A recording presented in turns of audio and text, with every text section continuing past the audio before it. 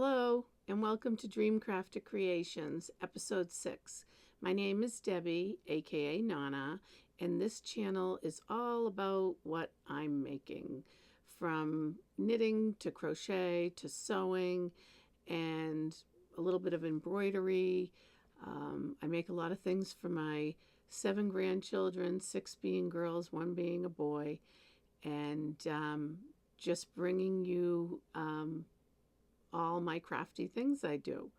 And today's video is going to be about my finally finished mystery knit along with Zanete, another finished object, a work I have in progress with a crochet along, and talk about a little bit of spring cleaning, decluttering, destashing, donating, and which led to, ironically, a book I received recently that I think I can use some of my stash for that I saved.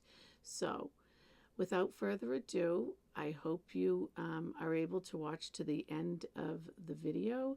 And if you like it, give me a thumbs up. And to grow my channel, please subscribe. And I look forward to seeing you again.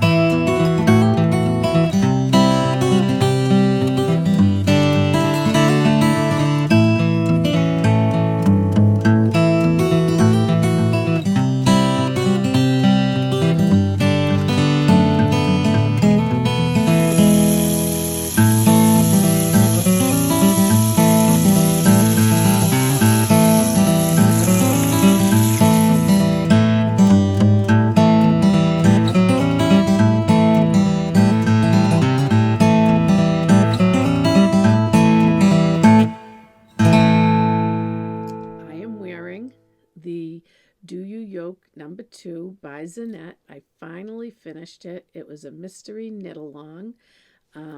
This is the pattern, what it looks like. And I started in January and I ended April 30th. It was 8 weeks. So I believe 8 weeks. I went about a month longer. But I wasn't knitting straight on it. It was a lot, and I needed to put it down and kind of take a break and do some other things because, I have the color work, the mosaic. There's a few different braids in here, two braids, not different, same technique. And by the time you get to the stockinette, it was on number 3 needles with a, I believe this is a sock yarn, she says. Yeah, Corriedale sock. Excuse me. I do need my glasses to see. So this beautiful pink haze, it's called, by Life in the Long Grass, Corriedale sock, 100% non-superwash. I don't even know what Corriedale is. I'm sure it's a type of sheep. But if you know what it is, why don't you tell me in the comments? It's 438 yards. I believe I only needed 2 skeins. The colors are inspired by nature, hand-dyed in their studio in Irish countryside. Hand wash recommended. And they have a website if you want to check them out. But it's a lovely yarn. It has a nice feel to it. It's not itchy. I love pink. So when I was picking out the colors, I was going for something vibrant because, as you can see, these are the colors that Zanete used. It's a very bright yellow and a spin cycle. It's Moondrake was the main color, and then she did a spin cycles. So, I was just trying to go with the style she was putting out there. And the spin cycles, this was the first time I used the spin cycle. I do have spin cycle in my stash for 2 Andrea Mari projects. I think it's called the Night Shift. It's a cowl and or like a wrap and a pair of socks. And I hadn't even used them yet.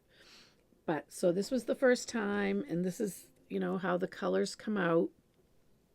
And one of the other things with the spin cycle that I did was I pre-washed it, because I was at knit night and picking out the yarn. And, well, let me go back. I went to the store that she recommended, and I will have to get the name of the store. It's in the United States, and they were kind of collaborating with her doing this mystery knit along, I believe.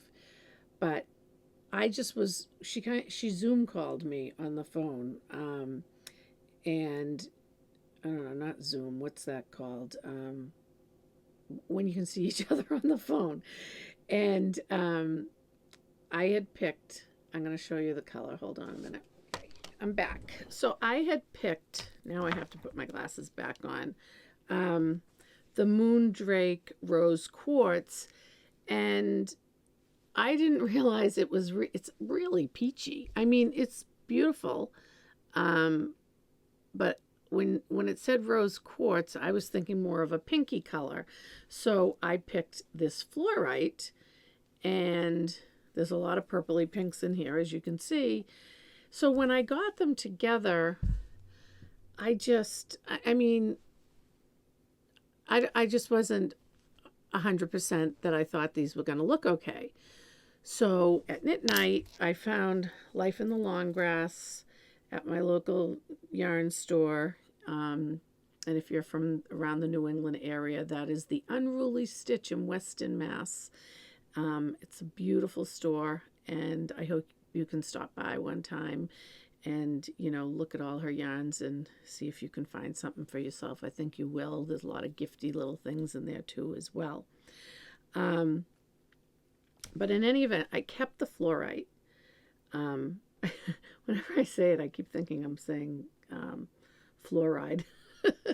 But anyways, and I didn't realize, and it had a lot of this greeny yellow, which is coming out here. And I have to say, that's probably the only color in here that I'm not 100% liking. But all in all, it's good. I like it. And I'm growing to like it more and more. It was, at first it was a lot, and I was like, oh, I don't know, is this going to be too much? But you tell me, do you think it's too much? Do you like it? This is how it fits. I think it actually came out really well as far as the fit. The sleeves are a little blousy. So what she does is she does this purl stitch up the sides, and it goes all the way up the side, under the underarm, down to the cuff. But what's good about it is when you go to block it, you can seam it right down that purl stitch, and so it comes out really nicely to measure and everything. But getting back to this, I thought this would be nice. So it's kind of peachy. It's not pink. I thought it would be good for the kids, and it's a nice little sweater for the kids. So I'm not mad that I bought it. I think it's a really nice yarn. But one of the things I did with the spin cycles, and someone told me during knit night, and I don't think I already told you this, was, because the color is so rich and bright, someone mentioned that they had it run on the other part of the sweater that they did light. So I was like, oh, I do not want that to happen. So what I did was I had like 3 of them. I think I needed, I want to say 4. I'm not exactly sure. I'm not good with writing all that stuff down. But obviously, if you get the pattern, you'll know how much to get. I had to unroll the cakes, put them in, the hanks, and wash them. And they took a few rinsings to get that pink color out. Even now, if at the beginning of the video, when you see I'm blocking it, there's a very pale pink in the water. So it's still, a lot of color in here. So that was something I did with this. I pre-washed, not this yarn, but just this yarn. And things I learned, well, like I said, the pearl on the side, and then we did, which I never heard of before, a ladder back jacquard, they call it. And that is carrying the yarn a certain way under the light color so you don't see through it. Let me see if you can see how it looks. I don't want to pull up. I don't think you want to see my belly. So hopefully you can see that. So I learned the ladder back jacquard. Zanete is awesome. She had us on, and I think I've mentioned this before. I've talked about this sweater a couple of times because I've been making it for a long time. It's called Schools, SKOOL, and we were all on a big, group chat showing our work, getting information, getting help from other people. And, anytime I had help, Zanete jumped right in and she helped me. I mean, I was at the point a few times that I thought I was going to have to rip back. And I think, when was that? Maybe with the ladder back jacquard. And also when I started the sleeve, because as you'll see, this sleeve color work goes into the arm, whereas the petite knit sweater yoked that I did back in a couple of other videos, you can check that out, that stopped at the underarm and you just did the sleeves, in the solid color. So I've never done this before, adding the, and you can see it on the underarm, the color work at the beginning of the sleeves as well, as you're decreasing down. And that was a little challenging at first. I mean, because the charted pattern would, it wasn't, you had to pick up and carry this pattern through this smaller area. So the chart would change, and, it's in the pattern. You definitely do it, but it's something that you really have to follow. And once you get through it and get all set up, you're good to go. So, I think if you're a color work knitter, and you like to do, yokes, I don't think you'll have a problem with it. I think, Zanete would probably help you if you reached out to her. But again, this was my mystery knit along. It's finally done.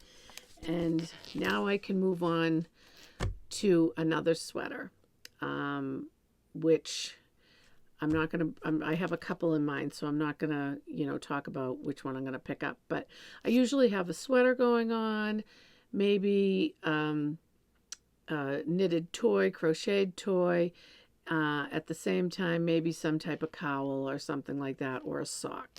So I usually have about 3 or 4 patterns going on at a time. But yeah, so one of the patterns, let me just end this one. Sorry, I don't want to get all over the place. So the mystery knit along is done. Would I do it again next year? Because I know she's going to have one in January. I definitely would. It will just depend on my schedule, because it does involve a lot of time. And I found with the mystery knit alongs, like you want to keep up with it. Some people don't. I know you don't have to. And if you're okay with that, then, join in. But check her out. She does beautiful patterns. She's on Ravelry. She shows a lot of her work on YouTube, and she was a very nice woman. So that was the first finished object.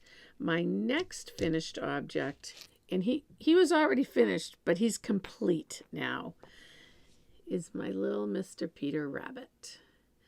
So, are you going to stay? Let's see if he's going to stay. He does. He's staying.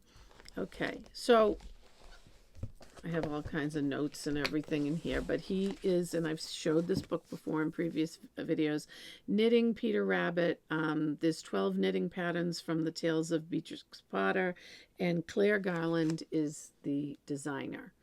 This is a lovely book, and as I stated before, I do want to make more of these, and I think the next one, not sure when I'm going to start it, will be Jemima Puddle Duck. I don't know if there's a picture of just her, so I can show you. There she is. I thought this one was so cute. So I hope to, keep adding to this little collection of mine. But what I'm saying about being complete is I finally finished his little coat and made a little carrot for him. They have a pattern in the book, and I put a little button. They had 3 brass buttons coming down, and I did have to make the coat bigger than, not the arms, just this body. I had to make it a little bit bigger. I would say like about, an inch the whole way around here. I had to make it a little bit bigger. But is he not adorable? I love a little Peter Rabbit. If you watched the last video, there was a lot of Peter Rabbit going on. The embroidery machine for the kids' jean jackets. Take a look at that. But he's going with my collection. There's some of my collection with the Mary Jane's Tea Room bears and little cotton rabbits, and I've decided to decorate my craft room with all my little knitted friends and crocheted friends. So again, there's my little Peter Rabbit. And I don't have any other finished objects. I am working, and I've showed this before too, and that just goes to show you that, knitting and crocheting take time. So if I want to come on here and talk to you, I will have to talk about, the same things sometimes, but I'll be in different places with them. And right now, currently, I have got to the point, let me get this over here, and I'm using my little, I forget what they called it again, but I love this. I've been using this. I told you about this, I think, last video, and it works really well. My portable yarn bowl. But Not a Crawl, Mallory.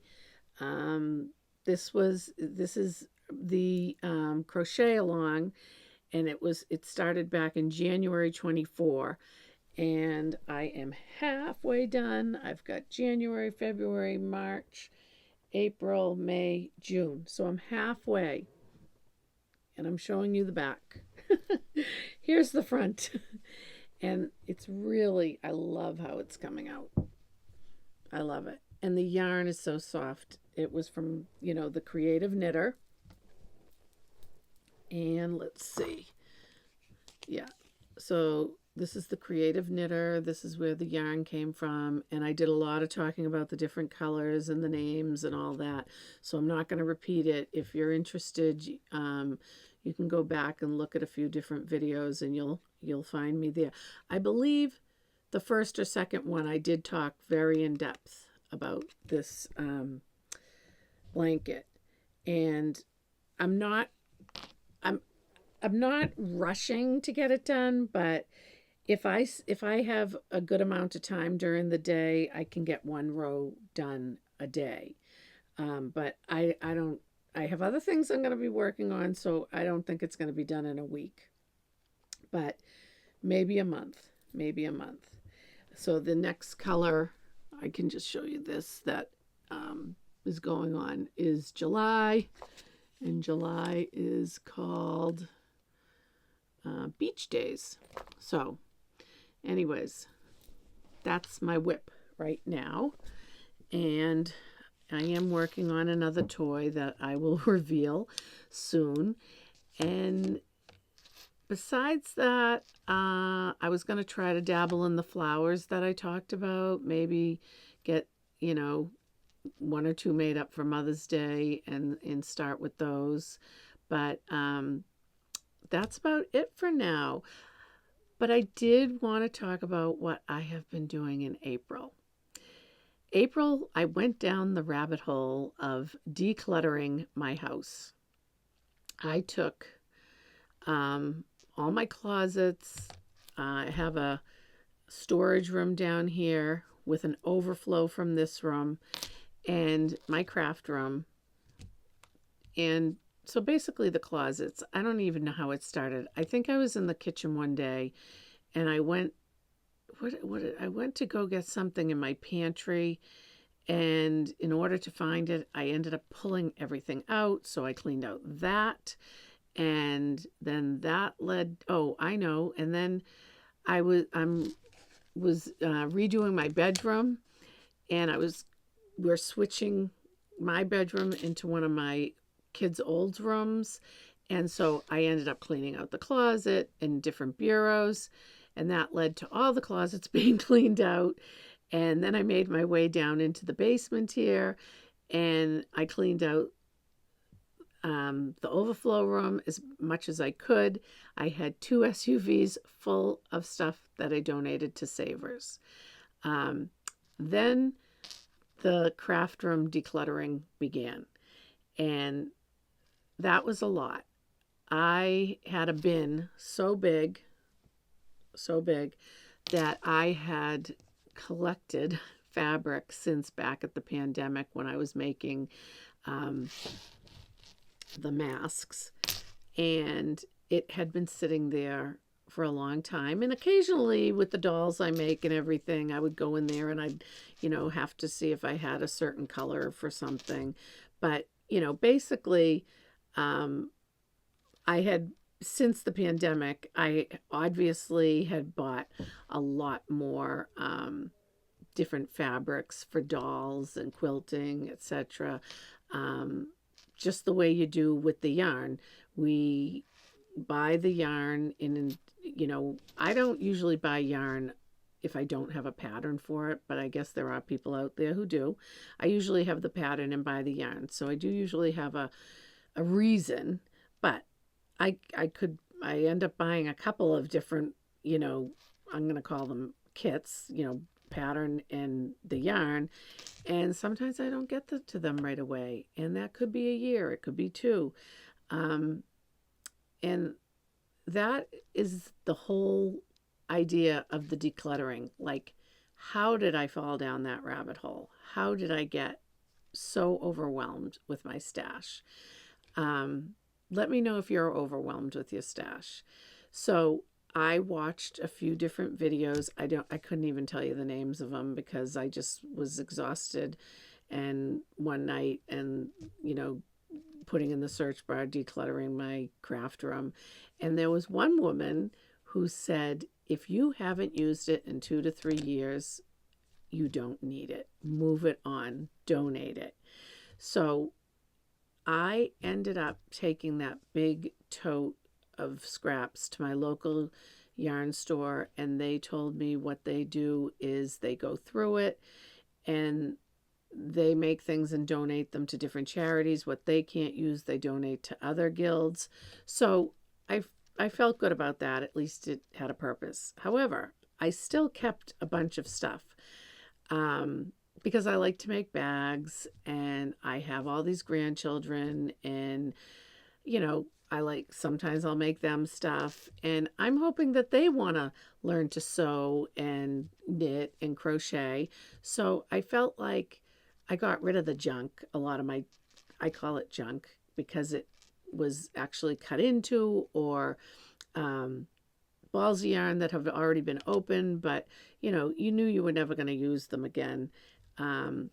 So I ended up with a couple of, I gave my mother a bunch of yarn, which wasn't unopened balls. There was bags of, you know, one type of skein to make something, and hopefully she'll, make them into blankets.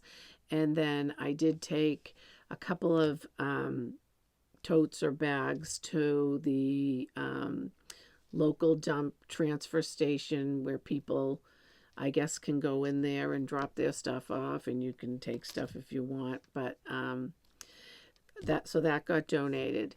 But again, I'm not 100% done, and I think I'm going to try to keep up with not keeping. I tried to sell some on Marketplace. No one's really, bid on that yet. So I'm not sure if I'm going to donate a little bit more yarn, maybe to a local nursing home. I'm not sure, but I'm looking into that because there is a lot more here that could be donated. I mean, I would even like to make. I found the Linus project, and you can either knit, crochet, or quilt, make blankets and donate them. And I believe they go to some child in need fund, which I thought was really nice. So if I can take the time to do that, I might. Or if I can't take the time, maybe I'll just, donate some more yarn and fabric. So that was it for this video, with the exception of this book I got recently, which I think I can use some of the stash yarns I kept, because I did keep quite a bit. And the book that I received is called 52 Weeks of Scrap Yarn, Project for Crafters, and I believe they call it Laney or Liney Publishing. So this is the book, and the reason I actually bought this book is because I do have quite large stash, and the scarf on the front cover really drew my attention in with all the colors, and I felt like this would be really a good scrap yarn project. So this in particular will definitely be something I want to get to in the near future before the winter. I live outside of Boston, so we do get a little chilly sometimes. But there are a couple of other things in here. I mean, there's a lot in here. There's 52 projects, I believe I counted. And they range from sweaters to cardigans to vests, slipovers, scarves, shawls, cowls, socks, hats, headbands, mittens, and hand warmers, and some bags and home decor. So there's something in here for everybody. And, if you're watching this channel, I'm sure you're a creative person, a knitter, crocheter, and this book would be useful for you. Well, I find it's going to be useful for me, and I'm going to be able to, do a lot of patterns out of here. One of the other patterns I found that I liked in here, because I think for me, scrap projects are smaller, like scarves and mittens and socks and cowls. I don't know. There's like 8 sweaters in here. I don't know if I would have enough of the, well, maybe I would. So there are a few sweaters in here that maybe I could do, but I have a lot of patterns that have the full amount of yarn that I need to use right now. So I probably wouldn't do anything with the sweaters in here for quite some time. But besides the, like I said, the scarf in front, I really liked this scarf as well. And I think I would have yarn from my stash to do this. I think that's really pretty. And hopefully that camera is coming in clear. And I also started back in some sock making, and I have a lot of stashed sock yarn. So And these, they say, are